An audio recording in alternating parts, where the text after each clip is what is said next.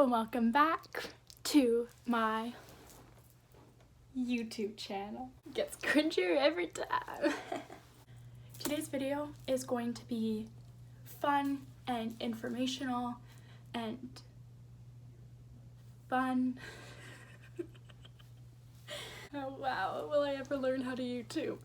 Who knows? So today I kind of wanted to, that's a really nice girl.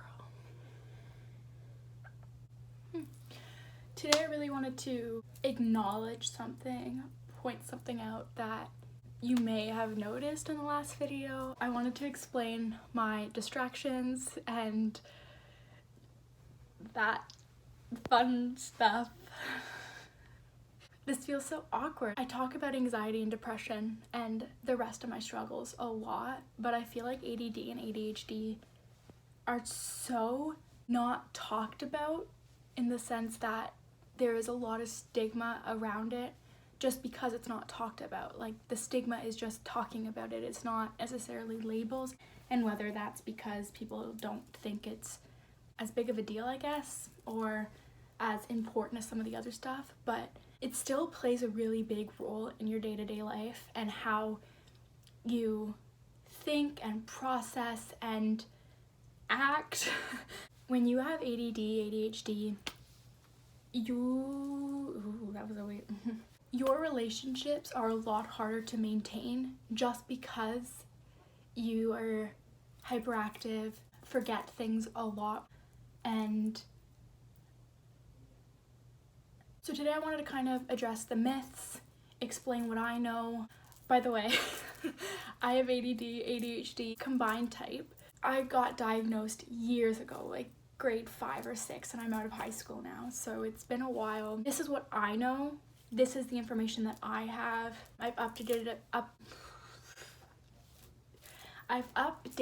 it a bit so that it's a little bit more relevant and as true as it can be. Unfortunately, I'm not a doctor. I wish I was because I love the way the brain works, but it requires a lot of focus and time management, prioritizing. Yeah. I wanted to start off by kind of just explaining and addressing what it is. Oh my god, I think that's the same dog I saw last week.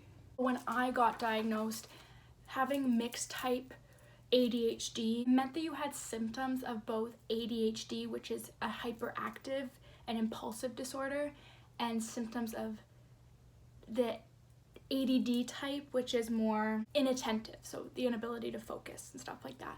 A good way to explain it is ADD is a little bit more internal, like you don't see it as much, where ADHD, you usually know when someone has some ADHD because they're kind of everywhere in their actions and their movements in their life. Like, they're always bouncing around from thing to thing.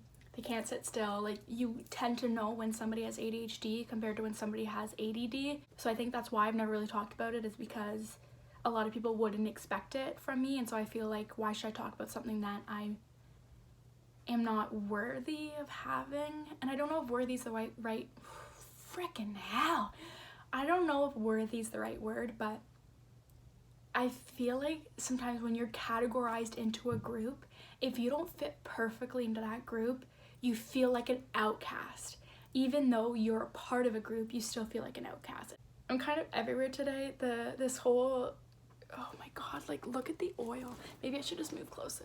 I guess I want to start off by saying, before I get into what everything is, I kind of felt like maybe people would think that keeping that stuff in last week was me trying to be funny and quirky and all that stuff, but like, that's my reality. That's my day-to-day life, trying to get through a conversation, trying to do something that's nerve-wracking for me, just everything. I have what my mom calls squirrel moments a lot. I'm kind of like a dog, which isn't a bad thing.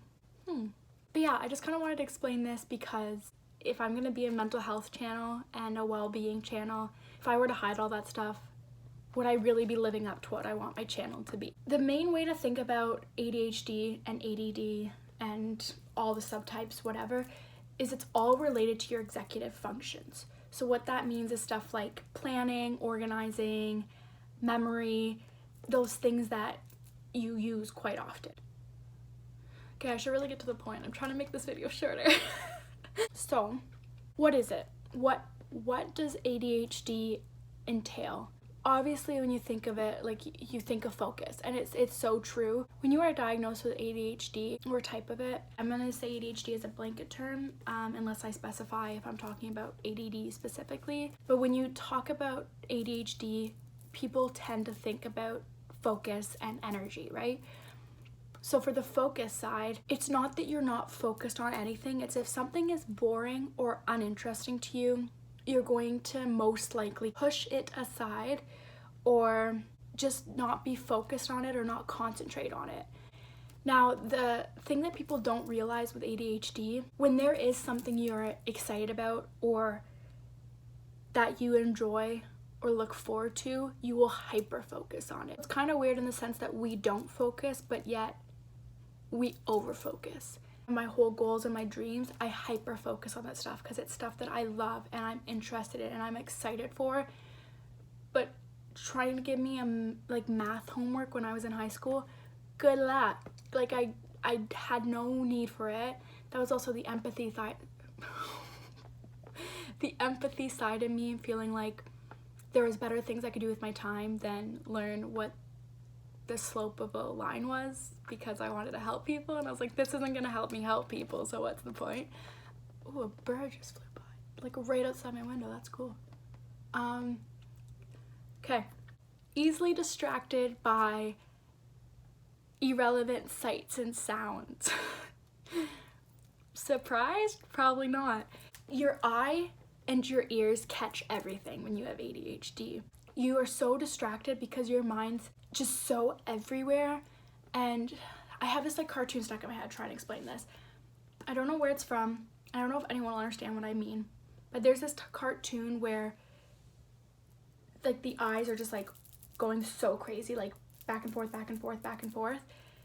That's what it feels like 24/7. People with ADHD find it hard to stay on task. When children have ADHD, especially in children, because they haven't learned how to control things yet, like they're at the stage where they're learning about organization and controlling your emotions and stuff like that. I was just talking to a parent the other day who has a son with ADHD, and she has to do like a step-by-step of like the get home routine, because if you don't give us those tasks, there's not a step one this, step two that. One, we won't follow through with it, and two, a lot of times we'll get overwhelmed and just shut down and not do it. Again, talking about distraction, we're easily distracted by low priority events, tasks, and concerns that most people would overlook or just not really worry about. We get so distracted that we're hyper focused. You know? Does that make any sense? Recapping on distractions, we're distracted by sounds, sights, events, tasks, life, everything. I think one of the main parts of ADD and ADHD is, and it kind of depends on the person, but I feel like it's seen as like a happy disorder sometimes, you know, because we're always moving, we're always ready for the next thing, and what's going on next, what are we doing next, like just ready, kind of.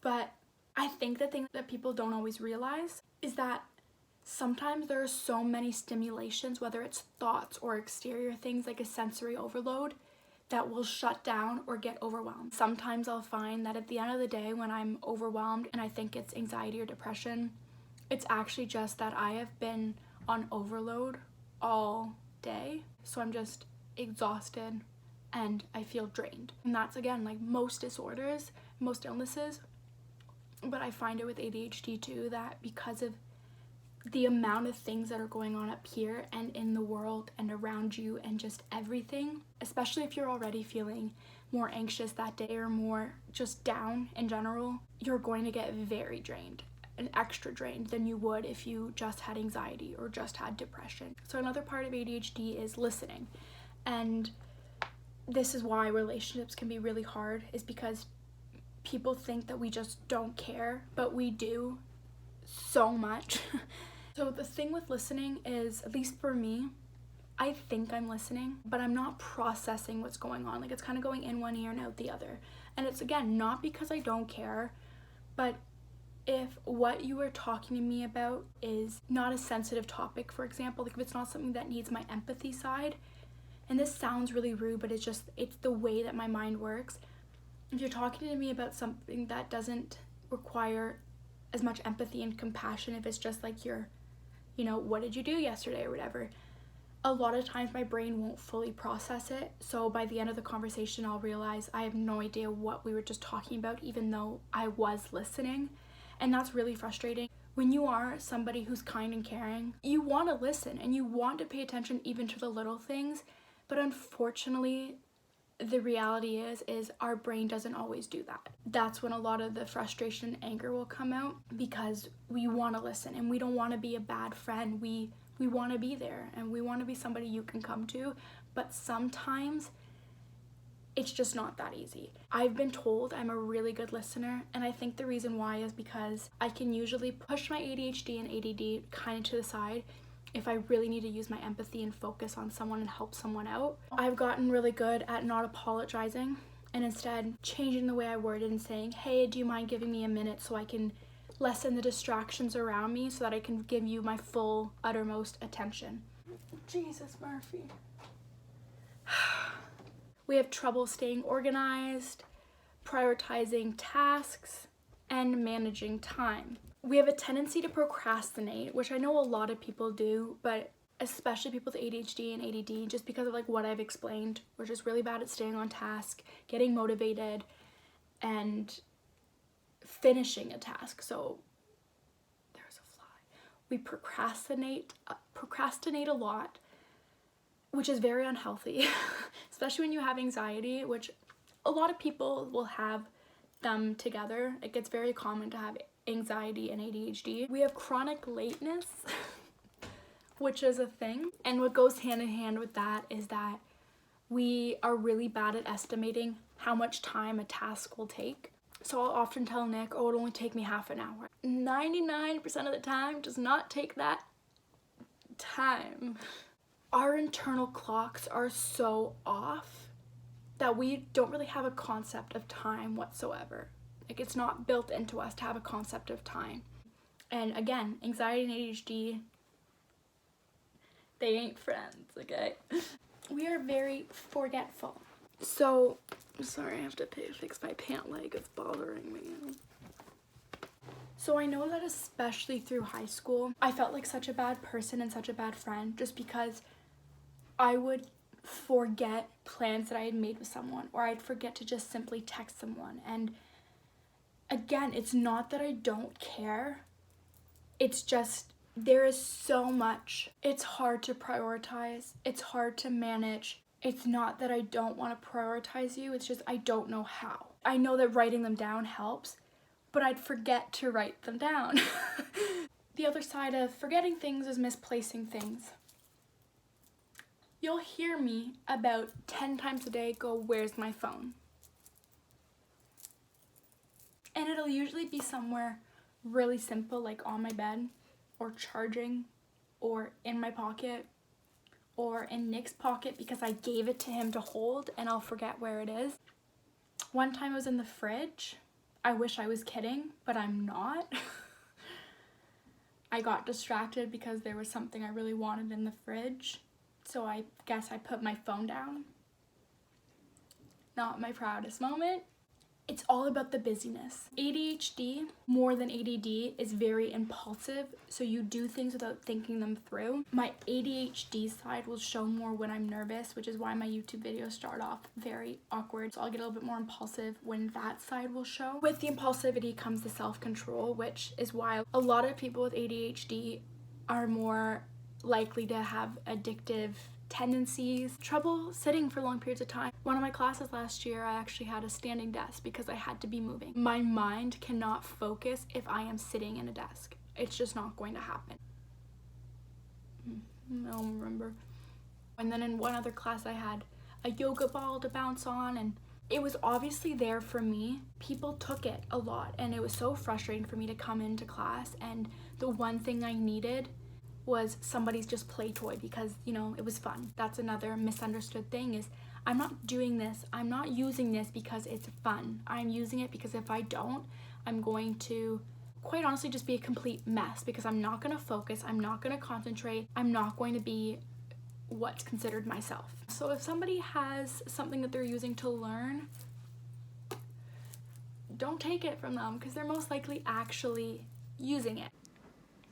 Also, don't try and make them feel bad. This is a really big one. Irritability and trouble controlling emotions, specifically anger and frustration. I get very heated in the moment, and that's also the impulsivity. I don't always know how to bite my tongue. Like other things, my empathy does take over and go, should I say this? This is going to hurt someone, don't say it. But there have been times when Mama Bear comes out, okay? And she doesn't apologize for it. If there's a reason for me to be frustrated, I am going to be frustrated. Such a pretty day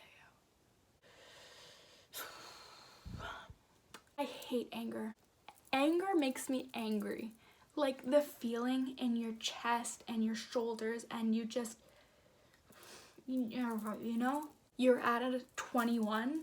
I don't know why 21 was the number, but you're at a 21, okay? The thing with somebody with ADHD is you pretty, pardon me? You go from say a 5 to a 21 in that amount of time. Because this video is about ADHD, it's like out to play and it's like ready to go today. I don't know why. I think it's just because I'm talking about it, so it's like, hey, you're talking about me, here I am. Trouble staying motivated is another thing. How do you find motivation when your brain has been programmed to not really know what it is? That was a good way of putting it. Like literally it's out to play right now. Like it's ready to go. It wants people to pay attention to it right now, and I'm like, simmer down, you know? Now in adults, I did want to kind of touch on this because, well, I'm an adult now. I don't know when that happened. Adulting.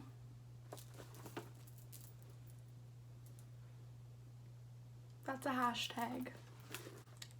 So adults, they'll have the feeling of inner restlessness and racing thoughts, talking excessively.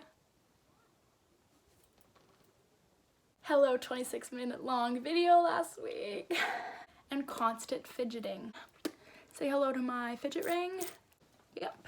Change is a big thing. Little or big, I shut down when it comes to change. I don't cope well with it. I don't react well. It feels like that SpongeBob episode where somebody asks him a question and his head, or like all the little people in his head are like running around trying to find the information and burning the place down. That's what ADHD already feels like, but especially when somebody tells me that something isn't going to happen. Like even just Nick and I, when we go out for date nights, if our plans change, especially if I'm looking forward to something and something is supposed to happen and it doesn't, my brain and my body don't know how to cope with that. The one way, I know I explained the SpongeBob way, but the one way I like to explain my mind is imagine a Dr. Seuss train track. It's going up and down, it's going spirals, it's going zigzags, like it's a crazy train track. It's not just a straight one. Now imagine that times like a million. That is what's going on in my head 24/7. When you think somebody with ADHD doesn't care or isn't concerned, we just don't know where that thought is. It's in there. It's just we don't know where it is. We don't know what train to stop. We don't know when the train's going to stop. We don't have control over the railway system up here, and some days are easier than others. Some days I'm better at it, some days good luck. Like good luck getting my attention, good luck getting me to remember something. That's most days. Another big part I'm finding, again, this is probably anxiety related too, I'm very dissociative. I feel out of it a lot of times because it feels surreal, and just because of how overwhelming it can be. Sometimes when I just zone out, I'm just trying to catch that train. Not only catch it, but keep it in the station. In light of today's topic, I kind of wanted to show you guys more in the life of what it's like. As I mentioned multiple times, I have anxiety. You know, I get told to meditate and do yoga all the time, and I love doing it, don't get me wrong, but when you add ADHD into the mix, it's hard to get yoga and meditation to do what it's supposed to do. I thought it'd be fun to do doing yoga slash meditation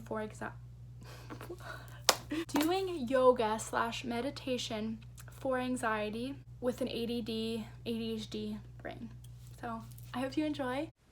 It didn't work out, so this is the face of failure. We made it, but I forgot an outro. Peace.